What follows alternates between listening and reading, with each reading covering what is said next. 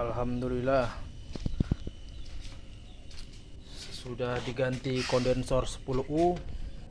Ini sudah bisa dipergunakan kembali. Sudah dingin ya kawan-kawan ya, sudah dingin. Kita tinggal tes beku ya.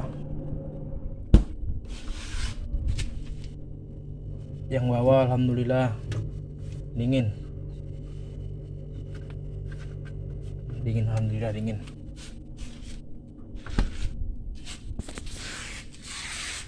Polytron